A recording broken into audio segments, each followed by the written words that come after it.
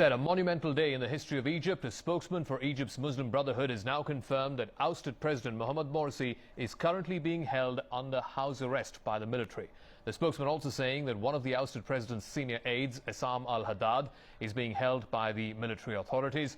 According to the security official, the two of them are under custody at a military intelligence facility in Cairo.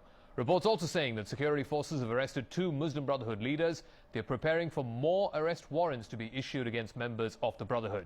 General Abdel Fattah al-Sisi, the head of the Supreme Armed Forces Command in Egypt, saying that the country's constitution has been suspended and that the head of the country's highest court, the Supreme Constitutional Court, Adli Mansour, will temporarily run the country until new presidential elections. The interim president will set dates for a new presidential as well as parliamentary election.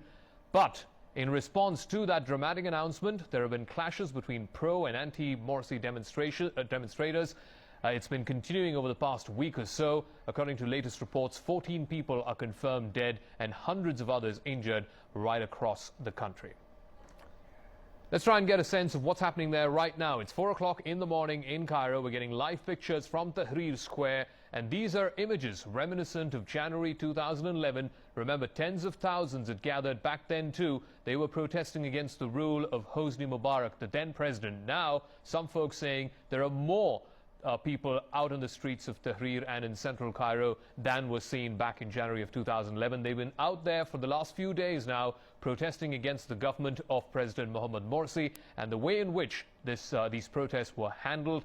And finally, after the deadline passed, 4:30 Wednesday local time in Cairo, there were tens of thousands who gathered there to listen to the head of the Supreme Armed Forces Command, General Abdel Fattah al-Sisi, who announced live on national television that the army was now taking over, officially ending what's been a year's tumultuous rule in Egypt under the Muslim Brotherhood and under President Dr. Mohammed Morsi. The armed forces have now appointed an interim government under the head of the Supreme Constitutional Court, Adli Mansour. This interim head will then set fresh dates for an election, both for the president as well as for the parliament. It's been a pretty tumultuous year for Egypt the last year or so under the Muslim Brotherhood. There have been frequent clashes between supporters and opponents of Mohammed Morsi. This is a country that's been deeply divided on sectarian as well as religious lines. Supporters of Morsi, they're camped up in one part of Cairo. They have been calling this entire process undemocratic, in fact, an undermining of a democratically elected government. But their numbers have been dwarfed by what you're seeing there on your screen right now. This is a live shot of Cairo, of Tahrir Square at 4 o'clock in the morning. Tens of thousands, some estimates saying even 1 million people there gathered, celebrating that the army has now put an end to more than a year of Islamic rule under the Muslim Brotherhood.